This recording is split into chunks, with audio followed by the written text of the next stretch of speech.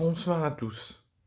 En ce qui concerne le derby corse, comme vous le savez, le week-end était très agité dans tous les sens du terme, notamment du côté de du côté de Lens, pardon, du côté de Marseille, mais aussi du côté de Madrid pour les classicos ou le derby Lens-Lille, mais c'était aussi le cas et en façon plus intense et plus extrême du côté d'Ajaccio pour le derby entre l'AC Ajaccio et Bastia.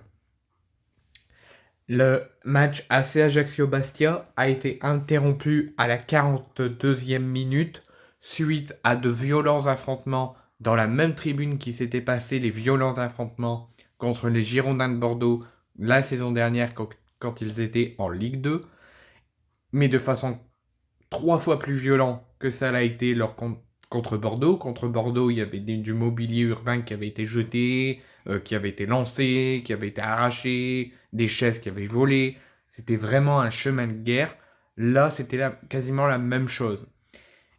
Et en 2 fois pire, pourquoi j'exagère? Parce qu'il y avait des enfants et des familles qui ont dû se réfugier. Une grosse partie ont pu se réfugier en dehors, enfin toujours dans la tribune, mais loin des affrontements, loin de la guerre.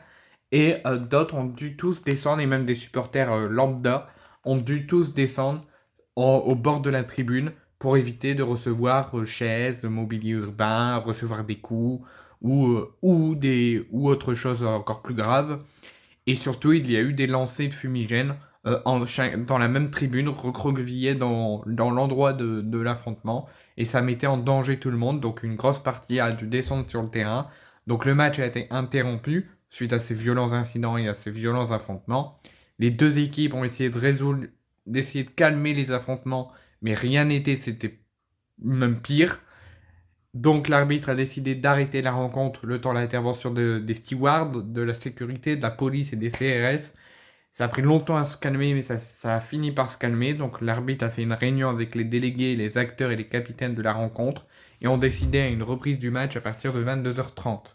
Finalement, à partir de 22h30, une fois que tout était revenu au calme et que les incidents avaient cessé et que le stade avait un petit peu été évacué pour les fauteurs de troubles, le match devait reprendre, mais suite aux conditions météorologiques, aux violents orages et aux violentes pluies qui ont vraiment trempé tout le terrain et qui ont rendu ce terrain impraticable, l'arbitre de la rencontre a tenu à faire une conférence de presse avec un membre de la LFP et du délégué du match pour annoncer l'annulation de la rencontre pour le jour J et le report de la rencontre à une date ultérieure suite à ces violents affrontements qui seront sûrement sanctionnés et suite aux conditions météorologiques.